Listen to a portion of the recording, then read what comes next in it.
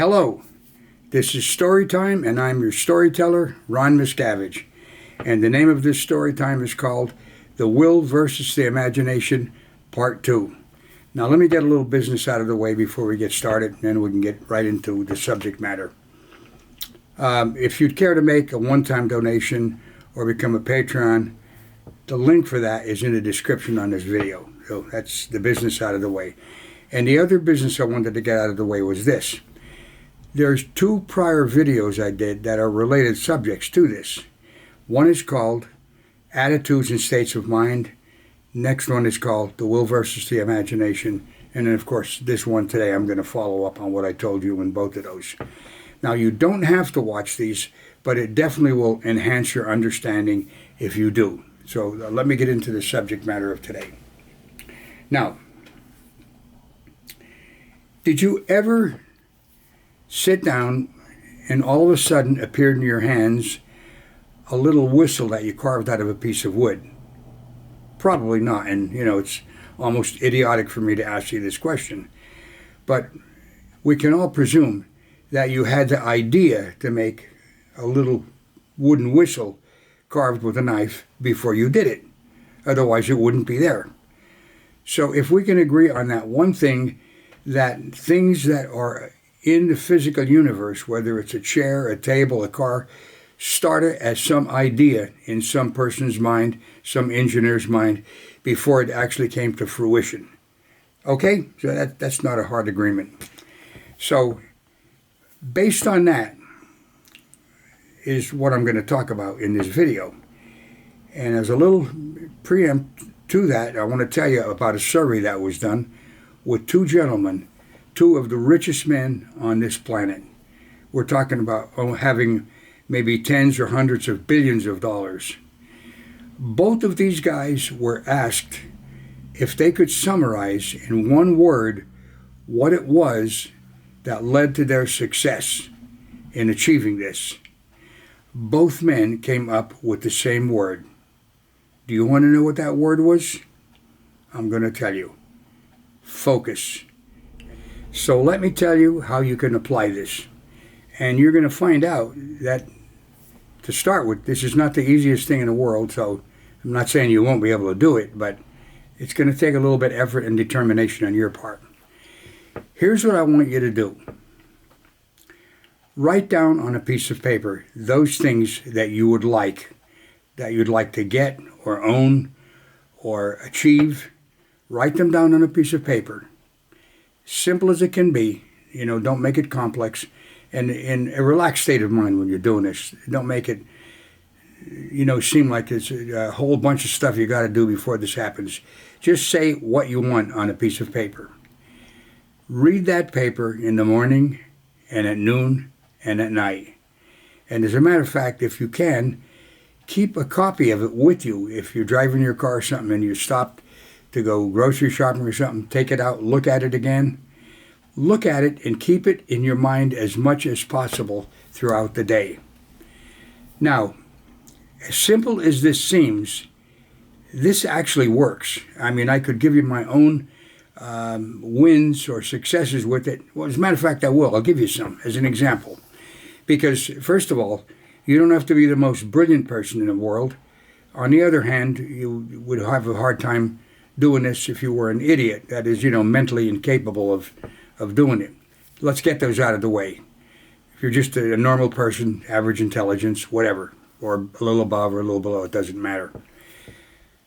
As an example, with me, first of all, when I started using it as a young man, I wasn't familiar with the principles that this is based on. And I achieved, the first year I ever sold anything, I was the 5th top salesman in the United States out of thousands of salesmen by applying this. I had these cards with what I wanted to achieve in the car, upstairs in the bathroom. I'd look at it in the morning. That's one thing I achieved. Another thing is I wanted to become a success at selling life insurance. I applied this. I got my picture in Newsweek magazine twice in 1 year for being the man of the month of Mutual of New York, a New York-based insurance company. Totally based on that. I published a book. It was #1 on the New York Times bestseller list. I achieved getting a recording deal in England in a month and a half, where many people would walk the streets of London contacting record companies and never get one. Got a recording deal with Polydor to do an album, which I did. Writer's contract for my music with Chappell's. And as I say, I'm not saying this to brag. I'm just telling you that success, if you apply it, is absolutely wonderful. So now, getting back to what I spoke to you about, write it down on a piece of paper. Simple. Read it in the morning, noon, and at night, and throughout the day as many times as you can.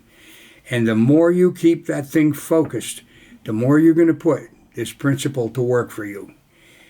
It is almost like magic at times, because I've had things happen to me that there's no coincidental explanation for it happening, but it would appear out of the blue that would aid and assist me in achieving what I wanted to achieve.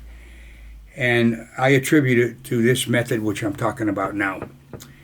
Now, this is not going to be, you're going to sit at home and think about this all day long, and all of a sudden somebody is going to walk up to you and say, here's $1 million. There's work involved, but you'll see what the work is by getting a hunch or an idea. Okay, this is what I should follow this up with. Follow it up with that, and you'll see how this works. Now, I could give you more on it, but I just want you to start out with this, and in the next lesson, I'm going to go into further ways you can apply this. But this is the most basic, simple way to start out with. Again, write down the things that you want simply on a piece of paper. Read it in the morning, at noon, and at night, at least. And keep a copy of it with you, or in your car, or on a bathroom mirror upstairs, or you can see it. And just as much as possible, keep your mind focused on this as much as possible, and you'll see results.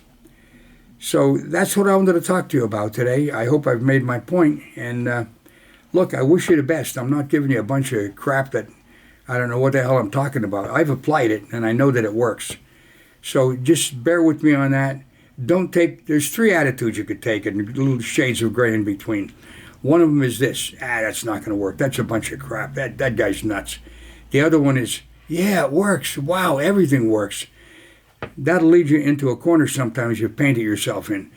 Maybe the middle ground is the best, and I think it is. When that is this: you're presented with a new idea. Well, let me see if this works out when I try it. I'm not going to say it isn't. I'm not going to say it is going to, but I'm going to apply it exactly the way the guy told me to do it, and apply it and see what results you get. If it works for you, then it will work on a continual basis, always for you. That's what I'm asking you to do. Take that middle ground of measuring against life itself and its applicability. That's what I wanted to talk to you about today. I wish you luck. I wish you a happy, healthy life, very successful life. And may I say, just God bless all of you, and God bless America. I will see you on the next episode. I'm Ron Miscavige. This has been Storytime. See ya.